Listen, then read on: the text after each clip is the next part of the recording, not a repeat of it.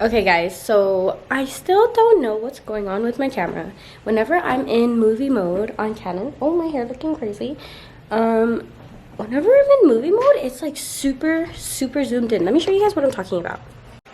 So you see, this is all I did was I changed the knob on top to put it to the movie, like the recording setting, but look at how close it is to my face. Like I don't know why, to be honest. I'm a little confused. Not gonna lie. And the autofocus is like not focusing. Like I don't know what I did. But so I'm gonna switch you guys back.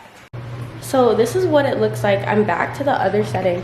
I don't know. My camera never gave me these issues. So now I'm like a little confused. Like I don't know.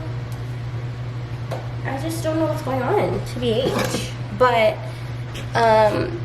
I am just following up with you guys from yesterday. So I didn't vlog a lot after my last clip just because all we did was lay in bed and watch movies because like I said, honestly, we're not feeling good, girl. We're down and out. The Rona got us, and so I just didn't want to vlog us just laying down in bed, but that's pretty much all we did. I'm feeling a lot better today. My sinus is so much better today. And so I thought it'd be a good idea to make the macarons. So I'm going to also be doing like heart-shaped macarons. Yeah, I'm going to be doing heart-shaped macarons for Valentine's. I'm going to be offering like to sell them. So I'm just going to make a super small batch, super easy, super quick, just so that I can post. So let me set you guys up and we'll get to it. Okay guys, so here we are doing our first voiceover. Woo woo. So today, like I said, we're going to be making some macarons. So here I'm just taking out some of the necessary ingredients. You already know the vibes. And so we have first our regular sugar, castor sugar, white sugar, whatever you'd like to call it. We have almond flour, which I just got from Costco. If you don't know, girl, now you know. Get your almond flour from Costco. You get such a great amount for a great price. And then I also have some powdered sugar. And so as you saw on the right, I had another bag of almond flour. Oh, here's you need a scale, girl. Make sure you get yourself a scale. And so what I'm going to do first is I'm going to measure out my sugar. So I'm just doing a small batch, so I'm doing half of what I usually do. So this is going to be about 50 grams of castor sugar. And then here I am taking it out with my spatula because I went over 50 grams. And don't be afraid to make mistakes, guys. If you add a little too much, don't be afraid. You can take it right back out, so it's not a problem. And then to our castor sugar, we will need to add egg whites. So that's where I disappear to right now. I'm going to grab the egg whites. And you want to separate, of course, your yolks from your egg whites and make sure not to get in any shells, which I will be doing so in the very near future. It's a lot easier to separate your egg whites actually into a cup or a bowl. That way it'll actually catch your egg whites. But of course, I was feeling lazy and I didn't want to do that. So here I am taking out the eggshell. And I'm measuring the same amount of sugar in grams in egg whites. So it's going to be 50 grams of sugar, 50 grams of egg whites. Mind you, this is the this is half of the original recipe. So the original recipe calls for 100 grams castor sugar, 100 grams of egg whites, and here I am scooping out egg whites, realizing that it's not a good idea to do it with the eggshell. Preferably grab a spoon or a metal spoon. It'll be a lot easier to remove the egg whites that you have too much of. And so this recipe is actually from another person here on YouTube. Her name is Pies and Tacos. She is a great resource for learning how to make macarons, or if it's your first time, So if you're interested, I would definitely recommend checking her out. She is who I learned how to perfect my macarons. Mind you, I had been making macarons already since I was 16, I think, and I always had an issue. So thankfully, because of her, now I feel like I've perfected it and I've gotten them pretty full, nice and fluffy and soft and full. So I love her recipe. It's been great for me so far. Okay, so here I am grabbing a strainer because you will want to strain your almond flour and your powdered sugar. As you can see, I grabbed the bag on the right. So what I do is I keep a bag of almond flour and all the bits that do not get strained through. Here's me realizing that it's the wrong bag. What I do is I then throw the particles that couldn't be sifted through into that bag. And what I will do later is I will grind it down to create usable almond flour. So here's the right bag. Like I said, it's from Costco. It is such a great value for the price, and it is perfect for people who are ready to start taking macarons more seriously. So here I am, just whisking it through with my little itty bitty whisk. And I always do the almond flour first. I find it is so much easier because the powdered sugar doesn't really have any leftover particles. Once you put it into the strainer, it is most likely going to go all the way through. And powdered sugar is also messier. So if you were to do it first, just remember that. This is just, of course, my personal preference. So I'm just going to strain these through, and then we'll move on to our next step.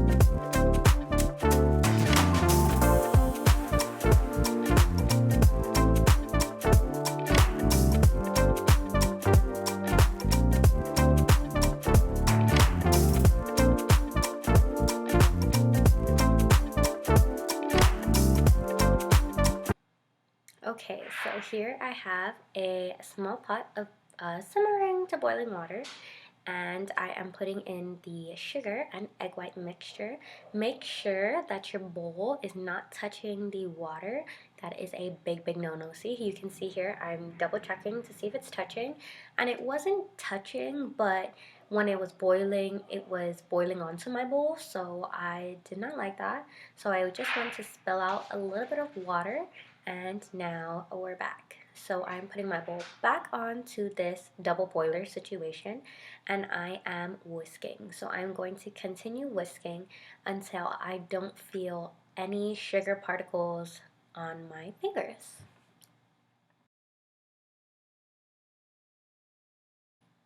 So here I am checking the mixture. I am just letting it flow off my whisk, and I am putting it in between my thumb and my index finger to see whether or not I feel any sugar, and if I don't, if it is smooth, it is good to go. So now I'm turning off my oven. I am getting all my ingredients prepped, and I'm going to turn you guys to our mixer. Next, we are pouring that mixture, that sugar egg white mixture, into our mixer fitted with a whisk attachment. And make sure you do not get any water into your bowl. You want to make sure you wipe the bottom of that bowl, of that double boiler. So first I'm going to start our mixer off at, I believe this is a 2. You always want to start the mixer at a 2 for about 30 seconds. And then after that, we're going to bring it up to a 4 for about 2 minutes, and then you're going to bring it up to a 6 for about anywhere from 5 to 7 minutes. Because this is a smaller batch, it took a little longer, obviously, because the whisk is only on the bottom of the bowl. So it did take me quite a bit longer. It might be faster for you, might be longer for you. I would say around the 5-minute mark. Look at your mixture and see where it's at. Is it giving you soft peaks? Is it giving you stiff peaks? Is it giving you bleh? You know, I'm gonna time lapse this mixing because it is gonna take around 5 to 7 minutes. But I will stop and slow down the footage to show you what it should look like or what it shouldn't look like.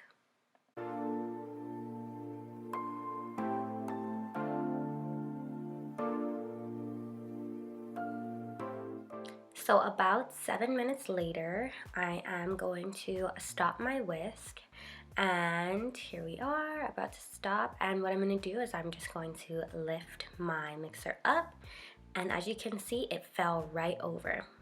That is not what we want. That is not stiff enough at all. And if you look at the batter, the whisk is only leaving subtle marks, only subtle skid marks, right, is what you would call it. You can see the batter is just falling right back down. That is what you would consider a soft peak. We do not want that. This is not stiff enough. It is under whipped. So I'm going to add in my food coloring now. I find, especially if you're just doing a one batch color, it's best if you put in the food coloring now. That way you know if you need to add more when you're ready to start folding in your almond and powdered sugar mixture. So I'm going to continue beating this, and I'll see you guys at the next lift.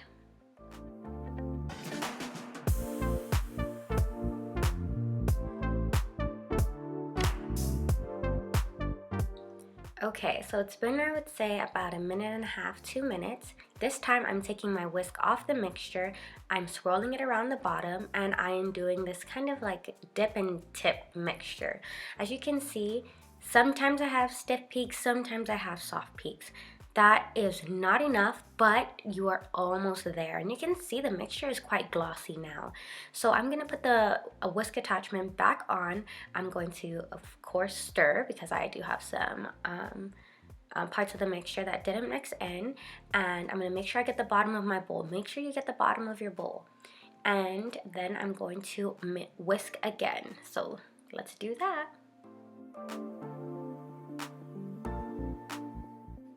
Alright, so about a minute later, 45 seconds to a minute, I'm turning my mixer off again. And as you can see, once I lifted that whisk off, perfect. I have stiff peaks. I'm not questioning my mixture.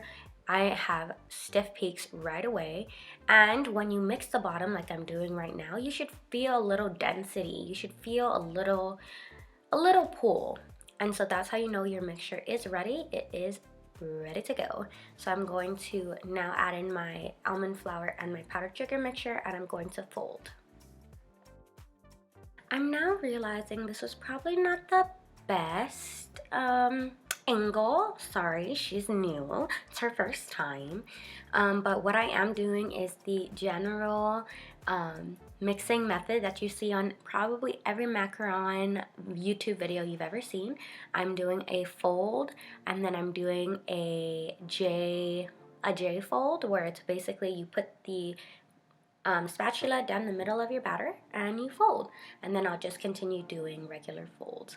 Now, the one difference that I do in my macaronaging process is I learned this through, I believe it was a Korean macaron video, and they will actually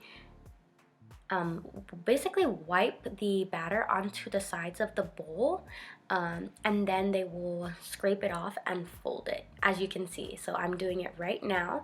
I'm just wiping the batter up onto the side of the bowl, making sure I get everything, and then I am going to scrape it right back off and fold it in.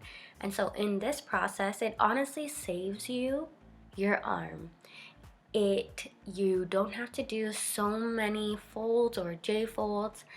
It's so helpful. But the thing you have to be careful with is, of course, over macaronaging. You don't want that to happen to you, or you'll have very flat very sad macarons. So you always want to make sure you test your batter, especially if you're new. It never hurts to test your batter a bunch of times to make sure you're getting that right consistency.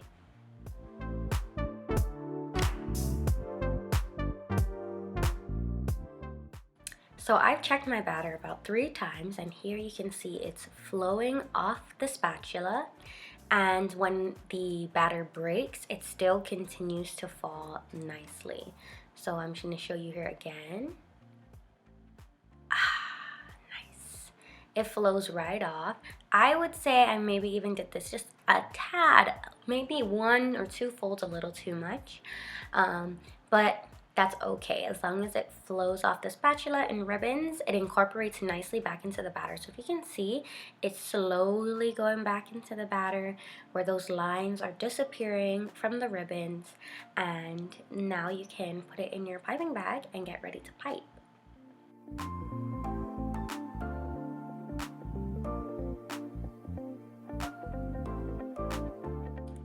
So now we are moving over to piping, finally, right? So for Valentine's, I am doing heart-shaped macarons.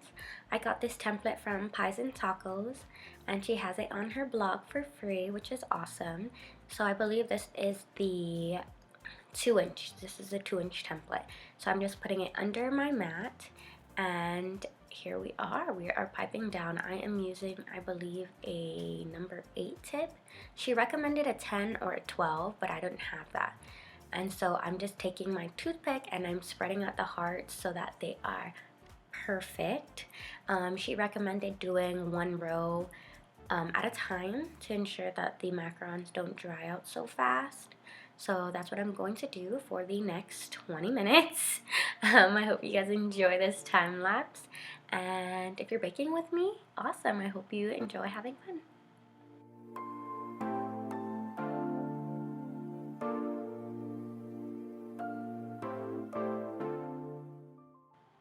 Oh, and don't forget to tap the bottom of your trays, of course. I do them after each row.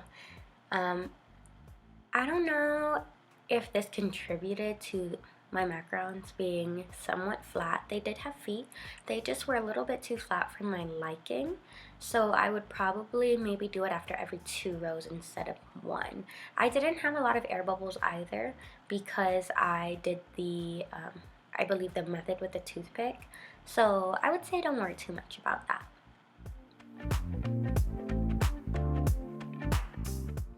I also wanted to try out the 1.5-inch macarons.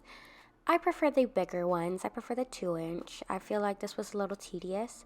I mean, if you need really tiny heart macarons, this is the way to go, but I would just recommend doing the 2-inch. Saves you time. So here they are, the final macarons. They look great. I think they came out amazing. I did a cheesecake brownie filling, and I think it's just a great way to make macarons so festive for the holidays. Well, Valentine's. Hope you guys enjoy. Don't forget to like, comment, share, and subscribe, and I'll see you guys next time.